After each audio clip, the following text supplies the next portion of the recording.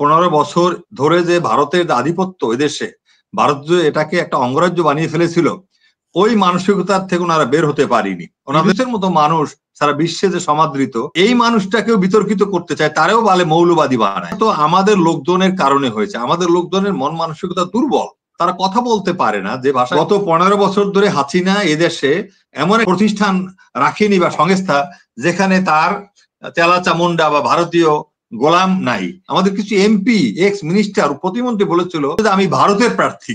ওনারা বলে ভারত না হলে চলবে না। পরিষদ যে প্রত্যাশা, মানে উনি বলেছেন এমন সাপোর্ট কিন্তু বাংলাদেশের ইতিহাসে শেখ মুজিবুর রহমান যখন এসেছিলেন পাকিস্তান থেকে, তখন ওনার পক্ষে এমন একটা সমর্থন ছিল, কিন্তু সেটা 1 বছরের বেশি থাকেনি।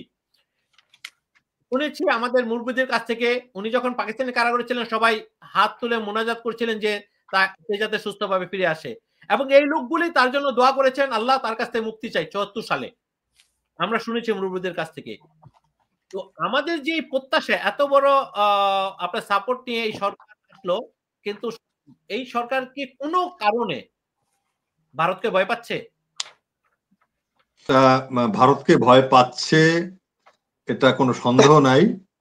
এরা হলো অ্যাকচুয়ালি মানসিকভাবে পরাজিত, এবং এটার প্রমাণ তাদের কর্মকাণ্ড। এটা আমাদের উপলব্ধি শুধু মানে এমনি এমনি না, এটা আমরা গেস করি না, এটা আমরা অন গ্রাউন্ডে দেখতে পাচ্ছি। এখানে যেখানে ছাত্ররা সরব, সবাই যখন সোচ্চার হল, নেশন ইজ ইউনাইটেড, সমস্ত সাপোর্ট তাদেরকে দেওয়া হচ্ছে, তারপরে যখন তারা শক্ত অবস্থান নিতে পারতেছে না, তখন আমাদেরকে এই সন্দেহ থেকে তো আমাদের কেউ মানে বের করে দিতে পারবে না, কারণ এই সন্দেহ আমাদের মনে থেকেই যাবে। তারপরেও তাদের যে আমি লাস্টে যে বিক্রম মিস্ত্রি আসলো পররাষ্ট্র সচিব, আপনি জানেন, ওনারও আমরা ভাষ্য শুনেছি, এবং আমরা আমাদের জসিম সাহেবেরও ভাষ্য শুনেছি, আমাদের যে পররাষ্ট্র সচিব। অ্যাকচুয়ালি আমাদের যেটা একটা নমনম, আমার কাছে মনে হয়েছে একটা নমনম পররাষ্ট্র সচিবের ভাষ্য, যেরকম আমাদের তহিদ সাহেবের যে উপদেষ্টা, পররাষ্ট্র উপদেষ্টা।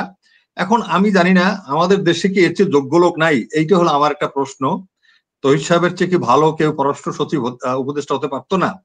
এবং ওনার তো কোনো কিছুই আমার কাছে মনে হচ্ছে স্ট্রং না, এবং ওনার কথাগুলি উনি ওনার মতো করে বলতেছে, কিন্তু মানুষের পারসেপশনটা কি, জনগণের ডিমান্ড কি, ছাত্ররা কি চায়, বিপ্লবীরা কি চায়। এখন যারা উপদেষ্টা মন্ডলীতে আছে তাদের ব্যাপারে আমার যথেষ্ট শ্রদ্ধা আছে, আস্থাও আছে, আমি হতাশ না। তবে আমার কাছে মনে হয় যেটা তাদের যে বয়স এবং তাদের যে মানসিকতা, 15 বছর ধরে যে ভারতের আধিপত্য এদেশে, ভারত যে এটাকে একটা অঙ্গরাজ্য বানিয়ে ফেলেছিল, ওই মানসিকতার থেকে ওনারা বের হতে পারিনি। ওনাদের মধ্যে ওইটা ঢুকে গেছে। ওনারা বলে ভারত না হলে চলবে না, ভারতের জিনিস না হলে চলবে না, ভারতের ভিসা লাগবে, ভারতের চিকিৎসা লাগবে, আমাদের সবকিছু ভারতের লাগবে। এই যে একটা মন মানসিকতা, আমরা তো এটার কোনো কারণ দেখি না। আমার জনগণ, আমার দেশের জনগণ ওখানে পয়সা দিয়ে যাবে, হোটেলে পয়সা দিয়ে থাকবে, বলে না হোটেল ছেড়ে দাও। আমাদের জনগণের পাসপোর্ট আটকে বলে এইরকম ভাষ্য দাও যে একটা সাম্প্রদায়িক দেশ বাংলাদেশ, এখানে ডক্টর ইউনূসের মতো মানুষ সারা বিশ্বে যে সমাদৃত, এবং একটা উদার মনের মানুষ, যার মতো ব্রিলিয়ান্ট এবং পপুলার মানুষ সারা পৃথিবীতে বোধহয় হাতে গোনা, এই মানুষটাকেও বিতর্কিত করতে চায়, তারাও বলে মৌলবাদী বানায়। এই যে তাদের মানসিকতা ভারতের, এইটা তো আমাদের লোকজনের কারণে হয়েছে। আমাদের লোকজনের মন মানসিকতা দুর্বল, তারা কথা বলতে পারে না, যে ভাষায় কথা বলে এটা একটা গোলামির ভাষা, নত জানো মানে পররাষ্ট্রনীতি। হ্যাঁ, হাসিনা হয়তো এটাকে অঙ্গরাজ্য বানিয়ে ফেলেছিল, কিন্তু ওনারা তো বুঝতে হবে এটা একটা বিপ্লবী সরকার, যতই নাম হোক এটা আপনার অন্তর্বর্তী সরকার, আসলে এদের ভিতরে বিপ্লবী চেতনা থাকতে হবে, বিপ্লবী মানসিকতা থাকতে হবে। আপনাদের সাথে আমরা 3 জন ইয়াংস্টারকে দিয়েছি। আমার আরেকটা হলো, এখানে আমাদের ছেলেরা যারা youngster, they are doing good, তারা কিন্তু বেশ শক্ত এবং দে আর ডুইং এক্সেলেন্ট।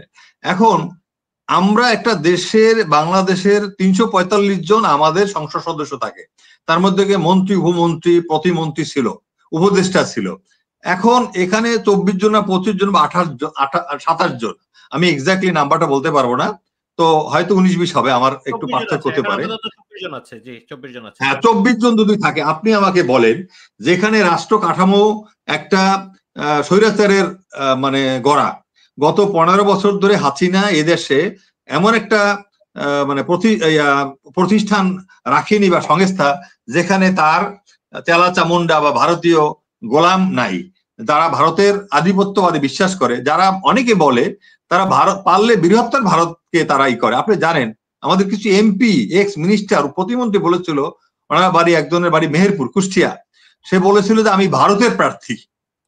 কতটুকু আপনি যে বললেন গোপনে না, এটা ওপেন, দে আর সো শেমলেস।